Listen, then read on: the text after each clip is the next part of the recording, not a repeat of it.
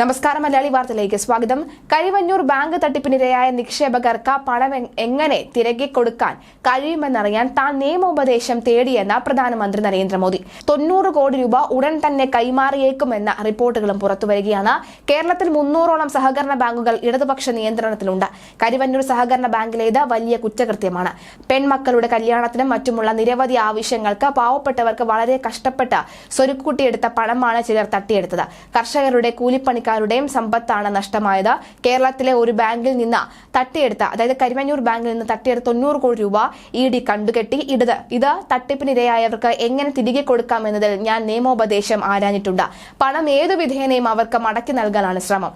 പാവങ്ങളുടെ പണം തട്ടിയെടുത്തവരുടെ വസ്തുക്കൾ പിടിച്ചെടുക്കുക തന്നെ ചെയ്യും. ഇങ്ങനെ രാജ്യത്തൊട്ടാകെ കണ്ടെടുത്ത 17 കോടി രൂപ അതിനുള്ള എല്ലാം കൃത്യമായി തന്നെ ഇവരിൽ നിന്ന് പിടിച്ചെടുക്കും. ഇത് നിക്ഷേപകർക്ക് മടക്കി കൊടുക്കേണ്ടതുണ്ട്. എന്നെ സംബന്ധിച്ച ഇതൊരു തെരഞ്ഞെടുപ്പ് വിഷയമല്ല, സാധാരണക്കാരുടെ ജീവിത പ്രശ്നമാണ്. അദ്ദേഹം നൽകിയ അഭിമുഖത്തിലാണ് ഇക്കാര്യം പറഞ്ഞത്.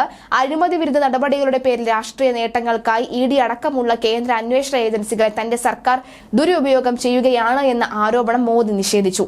ഇഡി പലതരത്തിലുള്ള അഴിമതി കേസുകൾ അന്വേഷിക്കുന്നുണ്ട്. സർക്കാർ ഉദ്യോഗസ്ഥരെ മയക്കുമരുന്ന് മാഫിയകളുടെയും അങ്ങനെ പലതും. ഇഡി അന്വേഷിക്കുന്ന കേസുകൾ വെറും 3% രാഷ്ട്രീയക്കാരുമായി ബന്ധപ്പെട്ടത്. 2014 മുൻപ് ഇഡി 18,000 കേസുകൾ രജിസ്റ്റർ ചെയ്തിട്ടുണ്ട്. എന്നാൽ 10 വർഷത്തിനിടെ 5000-ലേറെ അഴിമതി കേസുകളാണ് ഇഡി എടുത്തത്.